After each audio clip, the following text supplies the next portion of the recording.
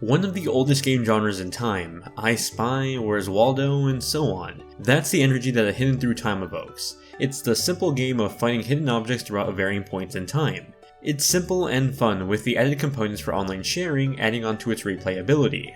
Hidden Through Time doesn't waste any time jumping into its core component, and that's, well, looking for hidden objects throughout time.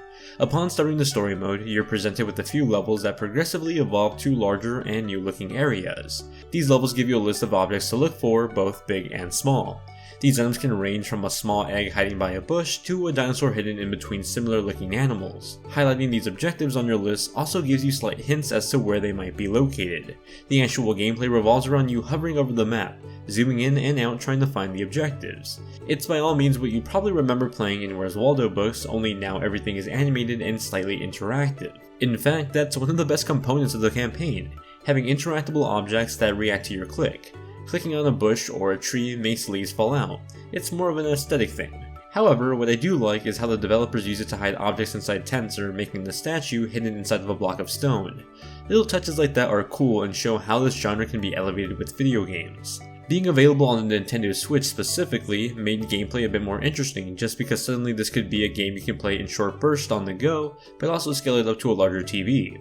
Do keep in mind this is also available on PC, PS4, and Xbox One.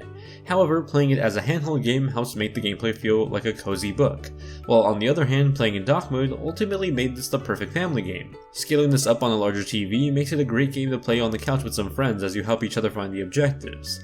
Beyond its campaign that can be completed in about a day depending on your skill level, there's some replay value in the online game modes. Using the built-in level editor, you too can create maps like the ones in the campaign and share them online or with your friends on the same console. It's a simple and intuitive level creator, though it feels tailored for a PC more than a console. Regardless, it's usable and can create some entertaining maps. Once you jump online, you can share these levels or play with someone else's creations. This is ultimately your main form of replay value, as once you beat the campaign, there's very little reason to go back and replay those levels. Hidden Throughout Time has a cute, almost Newgrounds Flash animation look to it.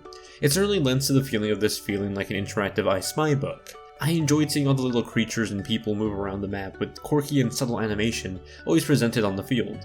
The touch of interactive objects in the environment was clever, though I would have loved to see more of that used often. There isn't much to write home about when it comes to the music. The music throughout this title felt bare bones and lacked any variety. Between playing through the campaign and the online modes, I was really only able to pick up a song for each game mode. In the end, I just muted the game and listened to a podcast or music on Spotify while I just worked on some of the last remaining levels for this review. At its about $9.99 price tag, Hidden Through Time is a simple and fun game, but one that's equally hurt by its minimalism as much as it is helped by it. Outside of its online modes, there isn't a lot to do outside of your initial campaign playthrough. Although playing through its campaign, especially with friends on the TV, is fun, it's short-lived and the true life beyond the campaign is completely reliant on whether you have the savviness to make your own levels and the online community. It definitely has its faults, but if you can pick it up at a heavy discount, then I think it might be worth a weekend of fun.